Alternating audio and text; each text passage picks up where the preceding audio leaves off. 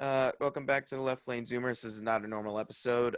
We had just finished watching the debates, and interesting to say the least. I was scrolling through my Instagram feed, looking at numerous memes. So we're each gonna go around, just give our individual thoughts on overall thoughts on the debates. We're gonna avoid details. We're gonna get into details on our show later this weekend when we do like full segments and things like that. In fact, I think we're gonna spend like pretty much the entire show talking about the debates, if I'm being completely honest. But anyway, so my thoughts. I mean, as far as like who won or who lost, I don't think anyone really won or lost, in my opinion, because it just seemed like a trading of all the different talking points we've been hearing for the last few months, if you ask me. So like there was nothing really added on. It was basically like Trump and Biden taking those same talking points and just shouting them directly at each other rather than like adding anything new. And as far as like in the case of Biden, I mean like he did stutter a few times. I mean that's to be expected. There are times like he clearly is a little bit slower than like he was in like past debates like with Paul Ryan or Sarah Palin, which he absolutely destroyed. Um but uh but yeah, but like I predicted earlier that like if he's kind of in a similar position now like Trump was in 2016, everyone was expecting Trump to just completely flop. And I mean, in my opinion, like in that moment, like as far as like the actual substance of the debate, I think Hillary Clinton won, but Trump was able to hold his own to an extent and he didn't completely flop. He didn't end up crying in a corner like some people predicted he would. Like anything short of that, was seen as like a win for Trump in a ways. And I think Biden was in a very similar position going into this debate and like in future debates. Like he managed to go the entire debate without having a major gaffe, which is more than can be said for past like primary debate performances. So yeah, overall, I don't think this debate really added much. I don't think it's gonna do anything to affect the outcome of the election, at least this debate in particular. And that's all I have to say about my overall thoughts. I'll go ahead and go next. I think overall, well, my prediction is that this is going to be a net positive for Joe Biden. I'm not saying that like he won with flying colors or anything, but and I don't think it'll be a net negative or anything for Trump. I don't think it hurt or helped Trump, and I think it helped Biden just a little bit because I think Biden kept his composure well. There were times when he was dominating, and there were times when he was being dominated. But overall, Trump came off as insecure, whiny, um, and really kind of losing it, to be honest. Both of them were pretty sharp, sharper than I was expecting. They were probably both on drugs, but that's neither here nor there. But I and hope. Chris Wallace was hilarious, uh, trying to reel them in. And I Bless thought, his heart. and that's another reason that I think that this is going to be a net positive for Biden is because Chris Wallace, it was very clear that he was trying to put pressure on both candidates equally, and he still ended up kind of targeting Trump, in terms of civility or and whatnot.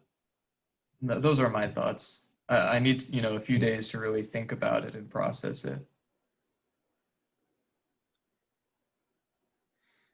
All right, Malcolm. Well, Okay, sorry. well, I thought debate was pretty good. There were times where they did interrupt each other, and it did get into like superficial things like Moscow and things like that. But I felt like the presidential debate should have been more so policy focused, and I did feel Biden he did try to orient himself in more policy than Trump, whereas Trump tried to use kind of like buzzwords like 3.5 million by Moscow to like rile up his base.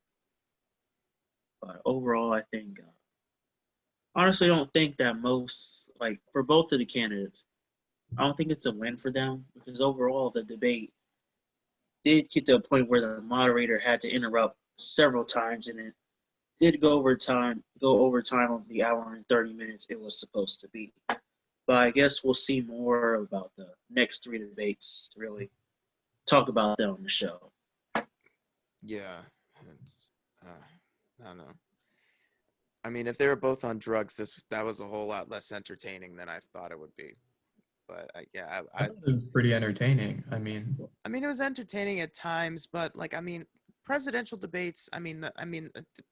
They're essentially entertainment now. They're geared to be entertainment.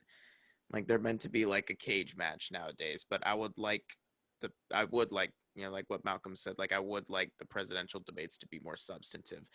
And with the now not possible Bernie Sanders versus Trump scenario, I felt like we could have gotten a bit of both, like entertainment, like watching Bernie wipe his ass with Donald Trump, and then but also Bernie also just hammering him down on a policy basis. He would be unapologetic about all of these progressive positions that Trump would say that Biden has, and then Biden would say like, oh no, I don't have those positions.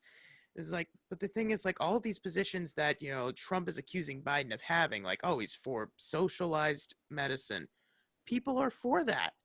I don't know why Biden wouldn't, like, even if he was just like lying, like even if he wasn't like like it like he is in reality, not for socialized medicine or socialized healthcare. Why wouldn't Biden just run into that head first, say, yeah, I'm for that, and so is 70% of the American people. So like that really pissed me off.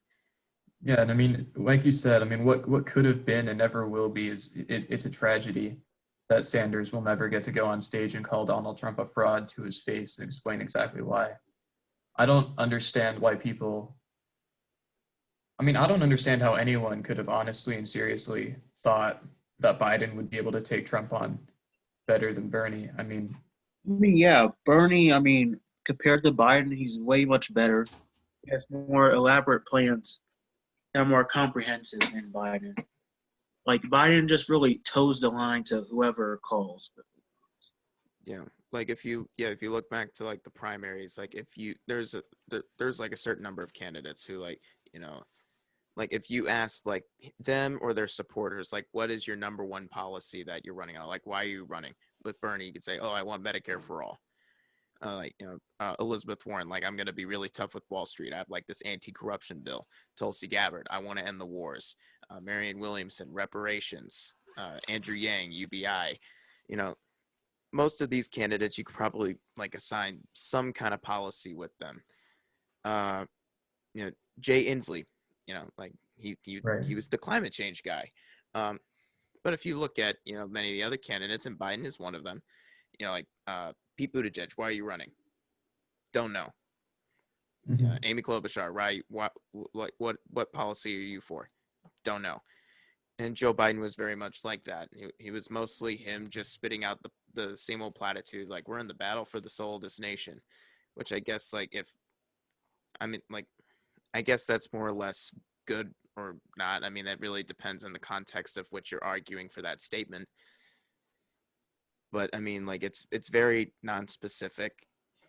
We don't know exactly what he means by that if he didn't explain anything afterward. No. So yeah, Yeah, I think in terms of, just to bring it up, in terms of highlights, when Joe Biden told him to shut up, I think that was a great moment for him. I think that helps. I mean, I think that got a lot of people on his side. It will get a lot of people on his side. Another was when Donald Trump refused to um, denounce white supremacists, even though he was given ample opportunity to do so. yeah, So, I mean, just like or so it seemed like every big event of the debate worked against Donald Trump's favor, which is good. Though it is still very possible in my mind that Biden could end up losing because he didn't have a very strong performance, as you've been saying. yeah. Well, also like what you've been saying, this could be net positive because Biden avoided gaffes. He like he stutters as per the usual. Like I mean, like he's been struggling with that since birth. But yeah, overall, I don't think this really added to like added at least added too much to the state of the race. And yeah, like Yeah. it is still possible Trump could win. But I mean, like then again, like anything can happen. It's not like acknowledging that is like, oh, Trump is gonna win. Like, oh, we're in trouble. I just don't really feel the debate today really determined who's going to win the election either. Yeah.